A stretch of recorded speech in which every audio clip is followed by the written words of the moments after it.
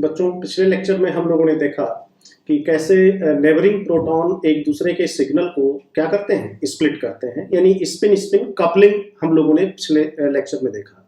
कुछ एग्जाम्पल एक दो हम लोग कर लेते हैं। जैसे मान लेते हैं कि हमारे पास कोई है सिस्टम इस तरीके का H और एडजेसेंट प्रोटॉन हमारे पास दो हैं इस तरीके से। तो अगर आपसे कहा जाए कि भाई इस प्रोटॉन की क्या मल्टीप्लिसिटी होगी, इसके सिग्नल की मल्टीप्लिसिटी क्या होगी, तो बहुत ही सिंपल तरीके से n+1 रूल लगा करके हम लोग क्या कर सकते हैं, बता सकते हैं इस प्रोटॉन का जो अपीयरेंस होगा वो इसके नेबरिंग दो प्रोटॉन है, n की वैल्यू 2 हो गई इसके लिए, तो इसका जो सिग्नल होगा वो कितने पार्ट में स्प्लिट कर जाएगा, ट्रिपलेट के फॉर्म में। तो ये प्रोटॉन एग्जिस्ट करेगा एज ए ट्रिपलेट, यानी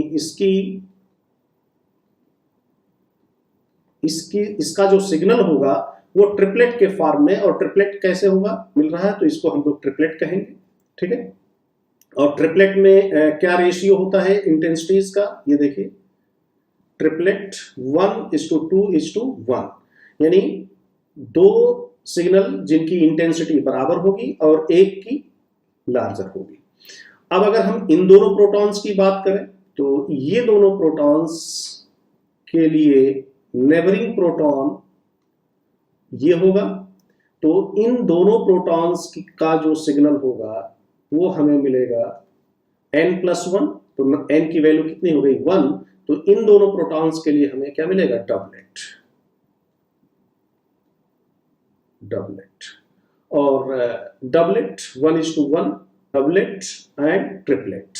इसमें इस तरीके से अगर हम लोग और मॉलिक्यूल ले लें, मान लेते हैं हमने ले लिया है CH3 CH2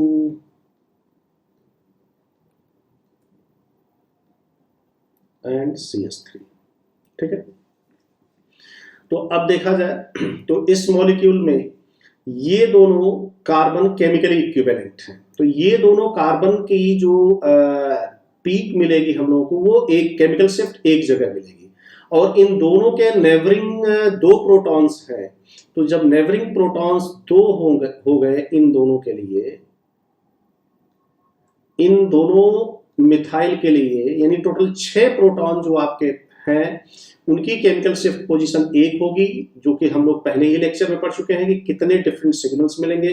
तो इस मॉलिक्यूल में ये श्योर है कि 2 सिग्नल्स मिलेंगे। एक सिग्नल होगा इन दोनों CH3 के कारण, CH3 के पास जो प्रोटॉन्स हैं, तो इसमें नंबर ऑफ सिग्नल्स कितने होंगे, नंबर ऑफ सिग्नल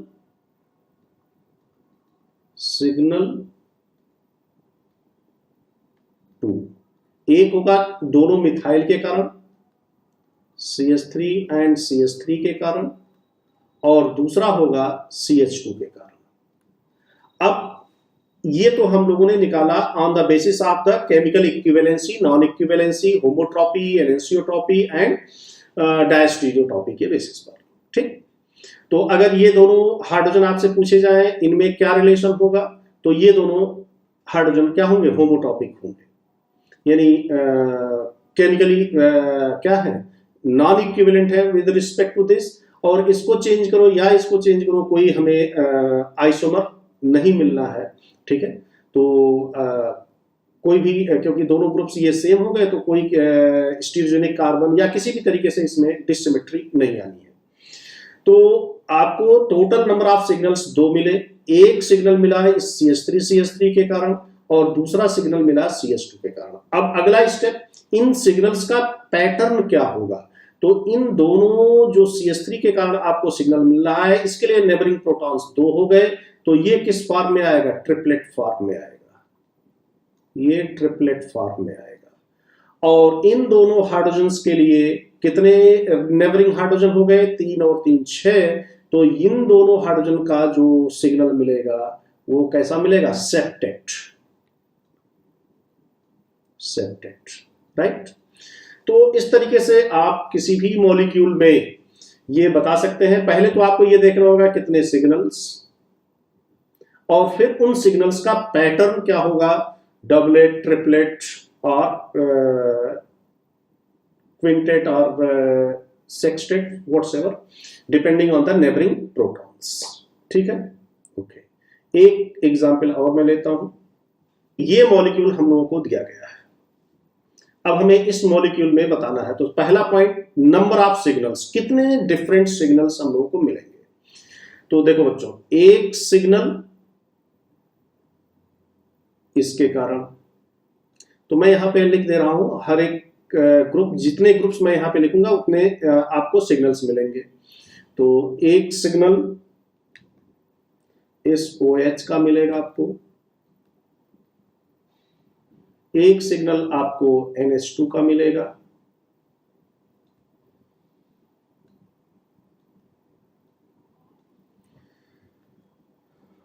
और एक सिग्नल इस CH का मिलेगा, CH कंटेनिंग OH। एक सिग्नल हमें मिलेगा इसका CH containing NH2, CH containing NH2।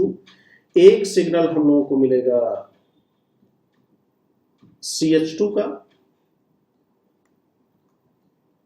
एक सिग्नल CH2 का, और एक सिग्नल इस CH3 का,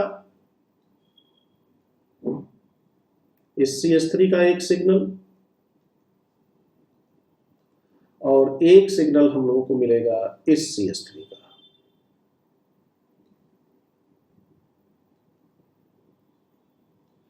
तो इस तरीके से 1 2 3 4 5 6 7 टोटल 7 सिग्नल्स मिलेंगे।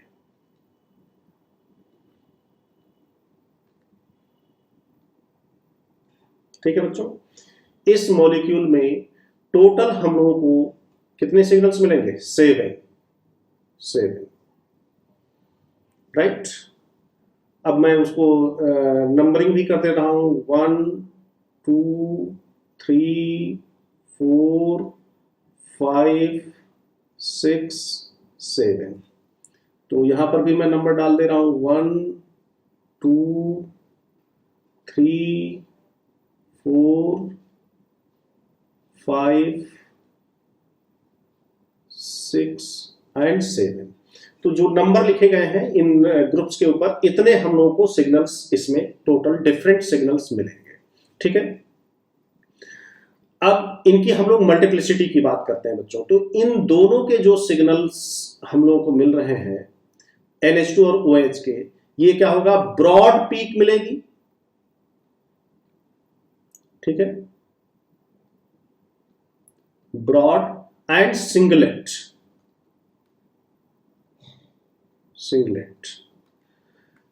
अगर आप देखो बच्चों, तो मैंने आपको यहां पे नोट्स लिखाया होगा, OH और NH प्रोटॉन्स का जो है हम लोग यूजुअली स्प्लिटिंग ऑब्जर्व नहीं करते हैं। अगर बहुत ही फाइन स्पेक्ट्रम, हम लोग बहुत ही प्योर स्टेट में स्पेक्ट्रम लें इनका, तभी हमें क्या मिलेगा? स्प्लिटिंग इनके साथ मिल सकती है। अदरवाइज रैपिड एक्सचेंज होने के कारण इनका हम लोग स्प्लिटिंग इनके साथ ऑब्जर्व नहीं करते।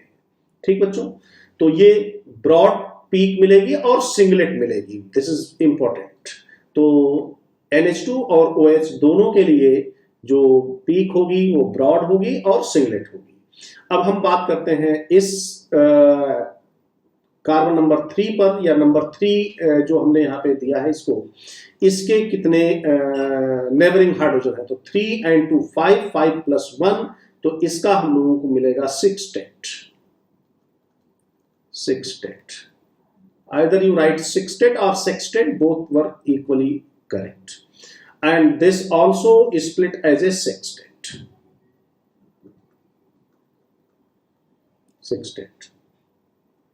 चूंकि डिफरेंट ग्रुप्स लगे हुए हैं इन दोनों से, एक जगह NH2 लगा हुआ है, एक जगह OH लगा हुआ है, तो दोनों की केमिकल शिफ्ट पोजीशन अलग अलग मिलेगी, इसलिए मैंने अलग अलग इनकी पीक्स को मेंशन किया है। राइट, अब इसकी पीक, इसके पास नेबरिंग हाइड्रोजन 2 हैं, तो ये हो जाएगा ट्रिपलेट।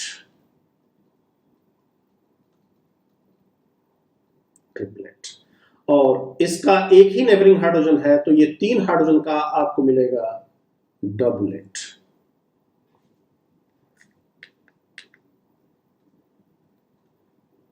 डबलेट और इसका भी डबलेट। तो बच्चों इस तरीके से इस मॉलिक्यूल में आपको पीक्स, नंबर ऑफ पीक्स और उनका स्प्लिटिंग पैटर्न यानी नेचर ऑफ पीक्स कि वो सिंगलेट है, डबलेट है, ट्रिपलेट है, ब्रॉड है, नैरो है, वो किस तरीके का है, ये आप बहुत आसानी से बता सकते हैं। तो हम लोगों ने दो बड़े इंपॉर्टेंट पॉइंट्स यहाँ पे कंप्लीट कर लिए। एक तो ये कि कितने सिग्नल्स मिलेंगे और सिग्नल्स का पैटर्न क्या होगा। अब हम लोग बात करेंगे इन सिग्नल्स के बीच के सेपरेशन की। इन सिग्नल्स जैसे ये ट्रिपलेट मिला, तो अब इस ट्रिपलेट सिग्नल में क्या होगा, इनके बीच की ये जो सेपरेशन है या ये डबलेट है, इसके बीच की जो सेपरेशन है, इसको हम लोग जे वैल्यूज, कपलिंग कांस्टेंट जे से रिप्रेजेंट करते हैं। तो जो सेपरेशन का एक्सटेंट है उसको हम लोग क्वांटिफाई करते हैं जे के टर्म में, और इसी को हम लोग कहते हैं जे कपलिंग। क्या कहते हैं बच्चों? J coupling, right. तो अब हम लोग देखेंगे, अब हम लोग बात करेंगे बच्चों जे कपलिंग और इसके मैग्नीट्यूड के बारे में, और इसके मैग्नीट्यूड से हम लोग क्या क्या इन्फ्रेंस निकाल सकते हैं किसी मॉलिक्यूल के स्ट्रक्चर के बारे में। स्प्लिटिंग है, स्पिन स्पिन इंटरैक्शन के कारण जो स्पेक्ट्रा या एब्जॉर्प्शन जिसको हम कह सकते हैं, जो एब्जॉर्प्शन स्प्लिट कर रहा है डिफरेंट पार्ट में, डबलेट, ट्रिपलेट, क्वाड्रेट जो भी है, that is transmitted through the bonds. ठीक है, so we can write here that this J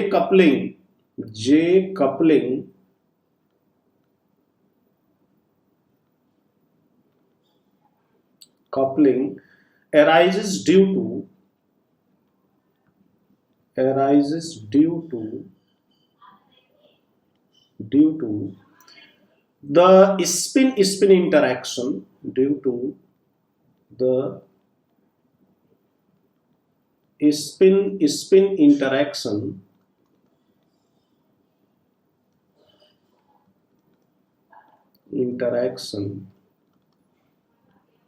right, interaction between nucleus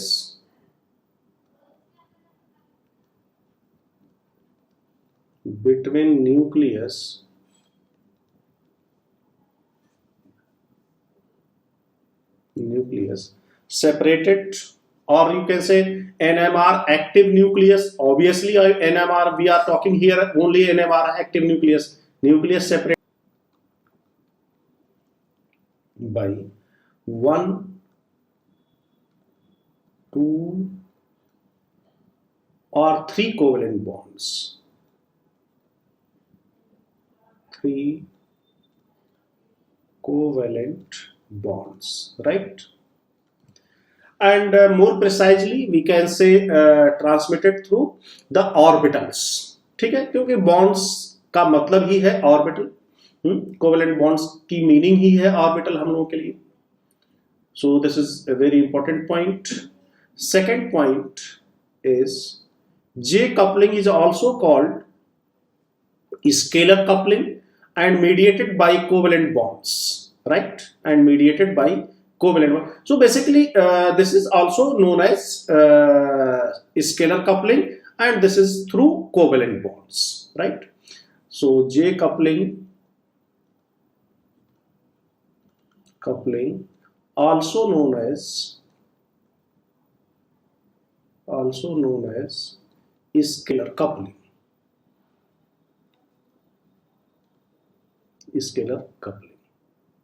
And third important point is that this J coupling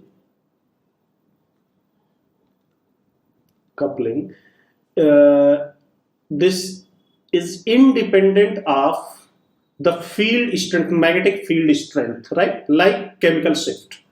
So it is J coupling is independent. तो 300 megahertz पे काम कर रहा है या 700 megahertz पे काम कर रहा है या 500 मेगाहर्ट्ज पे काम कर रहा है, इसका ये जे कपलिंग क्या होगा? इंडिपेंडेंट होगा, like chemical shift, right. So that is its value at that is spectrometer.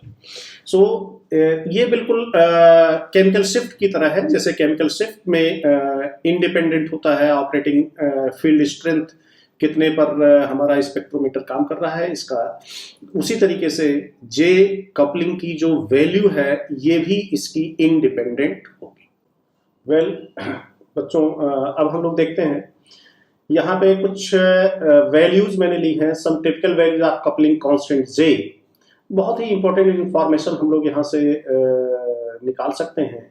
अगर देखा जाए तो ये जो दोनों सिस्टम्स हैं विसिनल एंड जेमिनल, ये sp3 हाइब्रिडाइज्ड सिस्टम के लिए हैं, और ये तीनों जो हमारे हैं ट्रांस एल्कीन सिस एल्कीन, ये तीनों के तीनों sp2।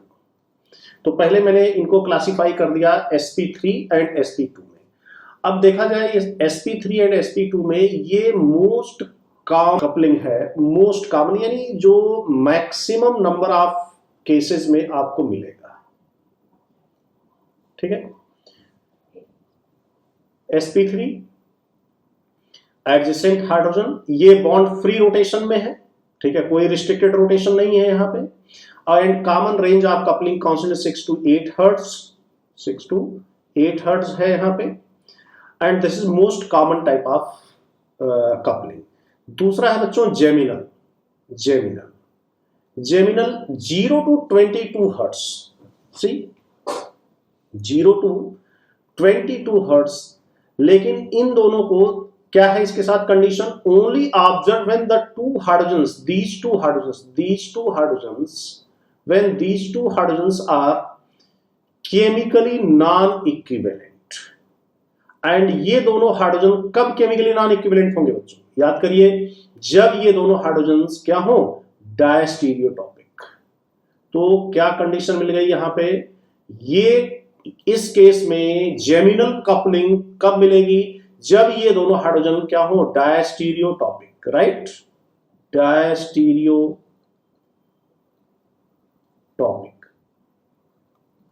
अगर ये डायस्टीरियोटॉपिक नहीं है तो आपको नहीं मिलेगा। अब आइए ट्रांस एल्कीन पर। तो ट्रांस एल्कीन का कपलिंग कांस्टेंट नॉर्मली अगर आप देखें तो 11 से 18 हर्ट्ज के बीच में है। तो इसको हम लोग कहेंगे कि भाई ये वैल्यू क्या है, लार्ज। 11 से 18 ये भी लार्ज है, 22 तक है, बट ये हो गया तभी मिलेगा जब ये डायस्टीरियोटॉपिक होंगे। लेकिन ट्रांस एल्कीन में जो कि एक रिजिड स्ट्रक्चर है, यहाँ पर रिस्ट्रिक्टेड रोटेशन है, तो ट्रांस एल्कीन में आपको लार्ज है, और यहाँ पे सिस एल्कीन में इसके रिस्पेक्ट में सिस आइसोमर में क्या है, स्मॉल है, और विनाइल जेमिनल में ये स्मॉलेस्ट है। तो अगर sp2 में पूछा जाए कि भाई sp2 में किसके केस में सबसे ज्यादा हमें मिलेगी कपलिंग की वैल्यू, या कपलिंग कांस्टेंट किसके केस में सबसे ज्यादा मिलेगा, तो वो मिलेगा ट्रांस में, फिर इसके बाद सिस में, और स्मॉलेस्ट मिलेगा हम लोगों को जेमिनल एल्कीन में, यानी sp2 हाइब्रिडाइज्ड। अब हम लोग देखते हैं बच्चों इसका रीजन क्या है। तो बहुत ही सिंपल रीजन है, ये जो ट्रांसमिट होता है थ्रू बॉन्ड होता है, तो ये जो ऑर्बिटल फील्ड ऑर्बिटल है कार्बन हाइड्रोजन का फील्ड ऑर्बिटल, ये फील्ड ऑर्बिटल क्या करेगा, यहां पर सिग्मा एंटी बॉन्डिंग ऑर्बिटल के साथ इसका इंटरेक्शन कैसा होगा, सिग्मा एंटी बॉन्डिंग के साथ इसका इंटरेक्शन अच्छा होगा। तो ऐसी सिचुएशन में कपलिंग कांस्टेंट, क्योंकि आप सबको पता है कपलिंग थ्रू ऑर्बिटल्स और थ्रू बॉन्ड्स होती है, तो जब कपलिंग थ्रू बॉन्ड्स हो रही है या थ्रू ऑर्बिटल्स हो रही है, तो यहां पर जो ऑर्बिटल इस हाइड्रोजन का इफेक्ट इस हाइड्रोजन के ऊपर जो हम लोग देख रहे हैं वो थ्रू दिस ऑर्बिटल आसानी से होगा। So this is the logic why trans alkene के केस में कपलिंग कांस्टेंट की वैल्यू इतनी ज्यादा है। ठीक है, तो ट्रांस एल्कीन के केस में through this filled orbital sigma orbital to the empty anti bonding sigma orbital, ये इंटरेक्शन होगा, और सिस के केस में ये इंटरेक्शन 180 डिग्री पर हो जाएगा। जैसे इसका फील्ड ऑर्बिटल ये है और इसका ये सिग्मा एंटी बॉन्डिंग ऑर्बिटल मिलेगा, तो यहां पर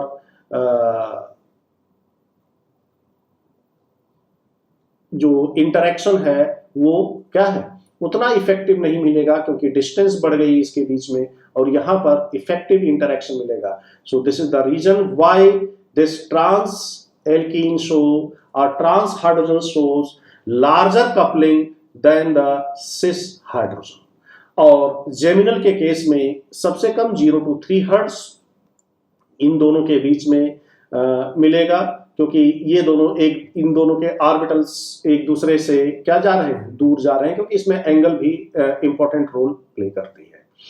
तो बच्चों इस तरीके से geminal sp3, vicinal sp3 and trans alkene, cis alkene and vinyl geminal में इस तरीके से आपको कपलिंग कांस्टेंट की वैल्यू मिलेगी.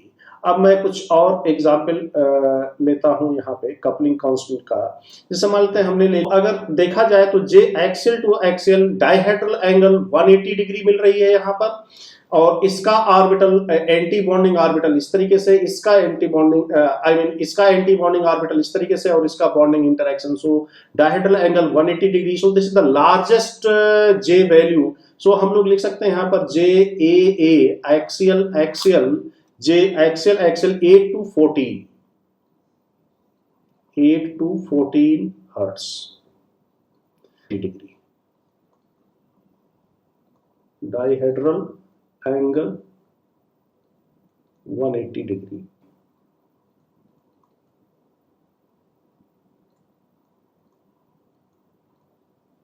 Angle 60 degree and J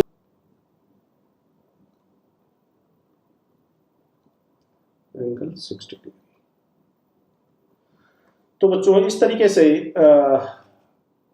cyclohexane में एक्सियल इक्वेटोरियल इंटरेक्शन में किस तरीके से जो है प्रोटॉन्स क्या करेंगे, कपलिंग कांस्टेंट शो करेंगे. So the weakest interaction in ortho, meta and para you will get with respect to para. ठीक है बच्चों. तो ये इस तरीके से हम लोग डिफरेंट जे वैल्यू, सबसे इंपॉर्टेंट जो हम लोगों को मिला यहाँ पर एक्सियल एक्सियल इंटरेक्शन, और यहाँ पर ट्रांस और सिस. ठीक है. बाकी sp3 मोस्ट कॉमन तो मैंने आपको बता ही दिया, मोस्ट कॉमन आपका sp3 हाइब्रिडाइज्ड विशिनल है, मैक्सिमम आपको यही मिलेगा.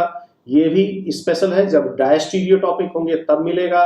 और ट्रांस में सिग्निफिकेंट है, सिस में भी है, लेकिन विनाइल में 0 to 3 हर्ट्ज बहुत ही स्मॉल वैल्यू मानी जाती है ये. एंड ऑलमोस्ट आप नॉर्मली अगर बहुत ही रिफाइंड स्पेक्ट्रा नहीं है, बहुत हाई रेजोल्यूशन पे नहीं है, तो आप उसको डिफ्रेंशिएट नहीं कर पाएंगे. तो ये हो गया बच्चों जे वैल्यू डिफरेंट मॉलिक्यूल्स में, इंपॉर्टेंट मॉलिक्यूल्स में. अब हम लोग इसकी हेल्प से आगे और क्वांटिफिकेशन या और इंफॉर्मेशन ड्रॉ करेंगे मॉलिक्यूल्स के. बच्चों एक इंपॉर्टेंट नोट हम लोग लिख सकते हैं रिगार्डिंग जे वैल्यू. नोट, जे वैल्यू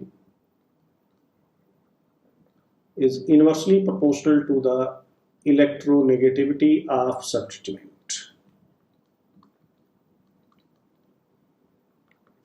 यानी जैसे जैसे इलेक्ट्रोनेगेटिविटी क्या होगी, बढ़ेगी, जे वैल्यू क्या होगी, घटेगी. तो इस तरीके से जे वैल्यू की हेल्प से हम लोग क्या कर सकते हैं, डिफरेंट तरीके के प्रोटॉन्स की, वो जेमिनल है, विशिनल है, सिस है, ट्रांस है, एक्सियल है, इक्वेटोरियल है, अगर हमें जे की वैल्यू दे दी जाए तो उसकी हेल्प से हम थोड़ा असेसमेंट कर सकते हैं. और देखो बच्चों एक एग्जाम्पल हमने लिया है. ये एक मॉलिक्यूल है जिसमें ये दो हाइड्रोजन हमने रेड कलर से दिखाए हैं. बताइए ये दोनों हाइड्रोजन एक दूसरे के क्या है, ट्रांस है. तो ट्रांस में आप सबको पता है कि ट्रांस में ये दोनों हाइड्रोजन एक दूसरे के क्या है, ट्रांस. तो यहां पर sigma two sigma star interaction होगा, और इनका कपलिंग कांस्टेंट आप देखेंगे ध्यान से तो कितना है, 13 का मतलब ये हुआ कि इन दोनों लाइंस के बीच में जो सेपरेशन है, तो इस हाइड्रोजन के कारण इसका और इसके कारण इसका दोनों ये है. तो ये 13 यूनिट्स का इंटरेक्शन है. ठीक है.